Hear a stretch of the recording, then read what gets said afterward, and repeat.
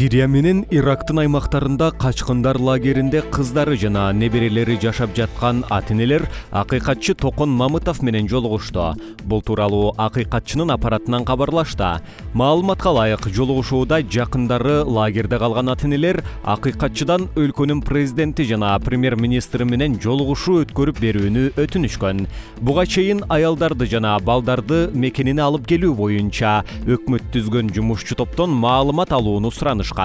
Токон Мамытов бул боюнча маалымат берип, бардык аракетти жумушаарын билдирген.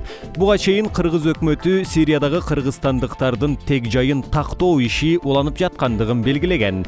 8 ноябрда Тышкы иштер министрлиги өкмөттүн бул жааттагы иш-чаралары ачык маалымдалбаган ыкмада жүрүп жаткандыгын кабарлаган.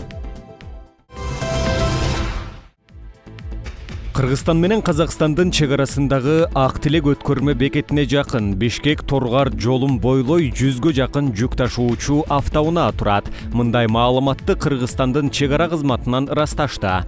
Кезек өткөн айдын аягынан бери сакталууда. Айдоочулар буга казак тараптын эл керектөөчү товарларды жүктөп, транзит менен бараткан автоунааларга электрондук пломба басуу тартиби себеп болгондугун айтышууда. Мамлекеттик чек ара кызматы эки тараптын чек арачылары тарабынан жүктү жана жүргүнчүлөрдү өткөрүүгө атайын чектөө жоктугун, бирок Казакстандын кирешилер боюнча мамлекеттик комитетинин электрондук пломбага байланышкан текшерүүлөрү чек арада оор жүк ташуучу автоунаалардын тыгынын пайда кылгандыгын билдирди.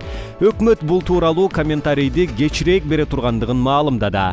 Кыргыз-казак чек арасында бир нече жолу автоунаалардын өтүшүнө чектөө киргизилип, мындай жагдай эки өлкө ортосундагы мамилеге таасирин тийгизген учурлар болгон.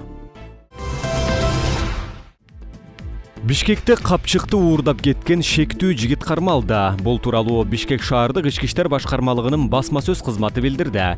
16 декабрда милицияга БК аттуу шаар тургуну арыз менен кайрылып, ал Туңгуч Кичи районундагы дүкөндөн капчык уурдатып жибергендигин айткан. Капчыкта 10 000 сом менен $100 болгон. Ошондой эле 17 000 сомго материалдык чыгым келтирилген.